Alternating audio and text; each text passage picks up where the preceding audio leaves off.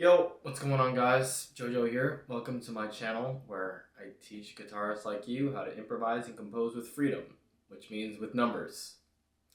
Today we're going to be talking about the famous minor pentatonic scale. Old, reliable, by far the most used scale by guitarists, and for good reason. It lays on the fretboard great and it just feels good to play. Today I want to talk about a way of looking at your minor pentatonic that's going to get you a lot more bang for your buck. Once you start being able to look at the pentatonic and music in general in this way, a lot of things are going to start clicking together, and you're going to start being able to see the whole matrix of music. So first of all, if you're for some reason not acquainted with what the minor pentatonic or the pentatonic scale, they're pretty much the same thing, is, it's basically just your major scale without notes 4 and without note 7. If you're unfamiliar with the major scale, you can just check the video in the description or on YouTube. There's plenty of videos. The most common version of the scale, the minor pentatonic, is just your major scale without 4 and 7, starting on note 6. So what I'm proposing here is really very simple. It's just looking at your minor pentatonic based on scale degrees instead of note names. For some of you, this is going to be a concept that you've heard before, but I have a very specific way that I want you to number it, and it's like I mentioned before. I want you to look at the first note of your minor pentatonic as 6, not as 1, even if you're in a minor key.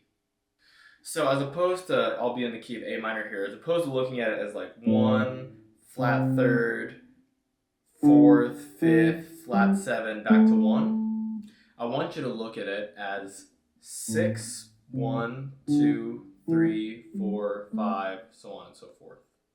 The reason for that is if you play a song in major, for example, if we were in C major, and you wanted to go down to that scale shape, if one part of your brain is dedicated to seeing that as 1, flat 3, 4, 5, flat 7, 1, then you're not going to be as fluent in using that when it's in a major key.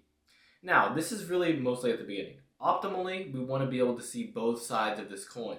But what I found most musicians are missing is this perspective of seeing it starting on 6. So when you're jamming along to your favorite songs, all you have to do is use the same scale shape that you've been using, but now you have a name or a number to put to the face or the sound, right? And using letter names for this is not really a great solution because the key could be anything. So just memorizing this series of note names is not really going to help us get a system and a way of looking at the fretboard.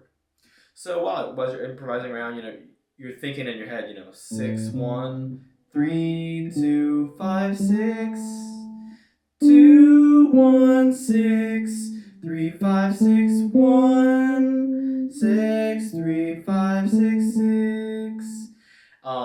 Better yet, singing like I did. But as long as you're just aware of where you are, things are going to be much clearer for you going forward. The most important thing, though, is that you stop seeing this scale shape as just a shape, a geometric shape on the fretboard.